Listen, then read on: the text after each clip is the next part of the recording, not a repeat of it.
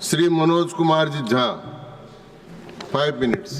जी शुक्रिया माननीय vice chairman साहब।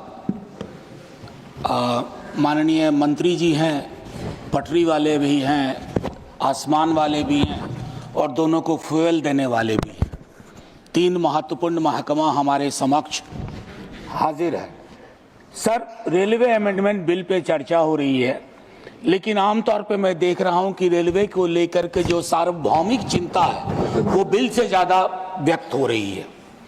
तो मैं 2-4 चीज़ें उसमें, माननीय उपसभापति जी, सबसे पहले तो हमें ये जानना होगा कि भारतीय रेल की हमारी अवधारणा क्या है। मैं 3 फिल्में ले रहा हूँ।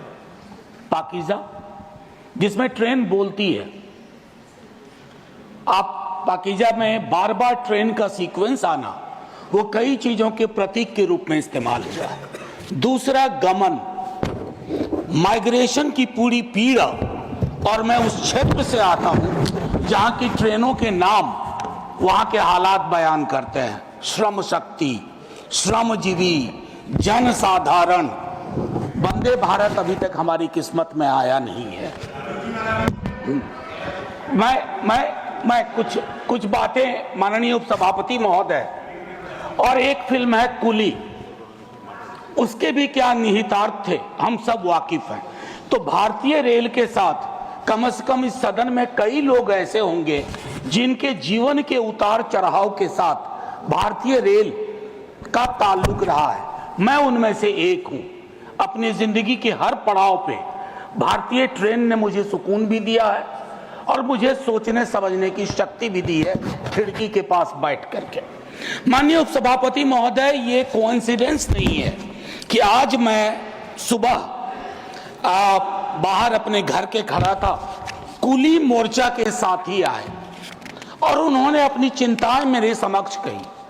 हम सब ने कुंभ का बहुत जिक्र किया। प्रयागराज स्टेशन पे जो पारंपरिक रूप से काम करने वाले कुली थे, उनको दरकिनार करके आउटसोर्सिंग की गई। पूरा दस्तावेज है सर, सौंप भी दूंगा।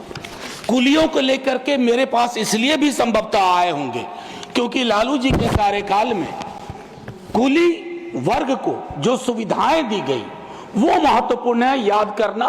बाकी नव उदारवाद ने कई प्रस्थापनाएं बदल दी हैं। लोकल फॉर वोकल की हम बात करते हैं, कुल्हड़ को हमने आखिरी सलाम करके किनारे कर दिया। कुछ चीजें जो मैं कहना चाहूंगा, मैं माननीय मंत्री जी से कहूंगा, do we really require 100% electrification? क्या ये हमारे लिए सबसे बड़ी प्राथमिकता हो? उस रूट पे भी इलेक्ट्रिफिकेशन जहां दिन में सिर्फ एक गाड़ी चलती है यहां से वहां, और मढ़ौरा में जो डीजल इंजन बन रहा है जिसकी कोडल लाइफ 30 ईयर्स है, उसका क्या होगा? अभी भी मढ़ौरा में निर्माण हो रहा है। माननीय मंत्री जी से ब्यूटिफिकेशन पे बहुत खर्च हुआ, अच्छा लगता है, लेकिन एंड यूजर को क्या हासिल हो रहा है खूबसूरत चमचमाती स्टेशन से?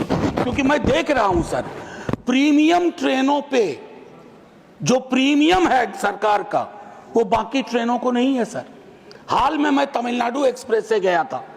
माननीय मंत्री जी से मैंने एक दिन लाइटर वेन में आग्रह किया था कि आप अपना प्रशासनिक अमला लेके विजिट मत करो, वेश बदल करके उन ट्रेनों में जाइए। श्रमजीवी, श्रम शक्ति, टीएन एक्सप्रेस, कोई आपको पहचाने नहीं कि आप अश्वनी वैष्णव है, तो आपको फर्क पता चलेगा। माननीय मंत्री जी, IRMS बनाया, लेकिन उसमें 8 सर्विस और जोड़ दी। क्या हासिल हुआ भाई?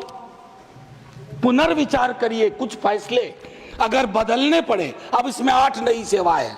4 वर्षों से चल रहे सर्विस निगोशिएशन का कुछ हासिलात नहीं हुआ। मेरा मानना है कि पहले का जो रेलवे का था कि 5 बोर्ड मेंबर्स बोर्ड में जो अपना अपना डोमेन नॉलेज लेके आए, उनको उसको बहाल किया जाए। मैनुअल कपलिंग अभी भी क्यों हो रही है कोचेज एंड वैगन्स में, जिससे मौत की आशंकाएं रहती हैं? क्या हम इस परिपाटी को खत्म नहीं कर सकते? हम तो खैर क्या कहूं, शिकायत भी नहीं कर सकता। सीवेज में उतर के मरने वाले के लिए आज तक सिवाय आंकड़ों में जोड़ने के हमने कुछ नहीं किया।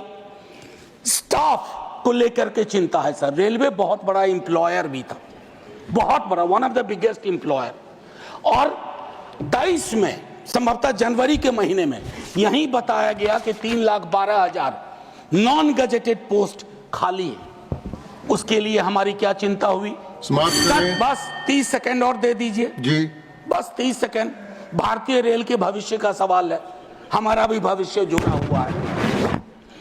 और सेफ्टी को लेकर के मेरे कई साथी बोल चुके हैं, मैं उस पर टिप्पणी इसे पे इतना करना चाहता हूं कि जब कवच की चर्चा हुई, हमने बहुत सारे विजुअल्स देखे, बहुत तरह की बातें देखी, लेकिन उसके बावजूद अगर इस प्रकार की दुर्घटनाएं होती हैं, जैसे उसके लिए एक अकाउंटेबिलिटी मैकेनिज्म, अक्सर हम देखते हैं कि भगदड़ भी हुई यहाँ न्यू दिल्ली रेलवे स्टेशन पे, खबरें आई कि सीसीटीवी ऑफ कर दिए गए।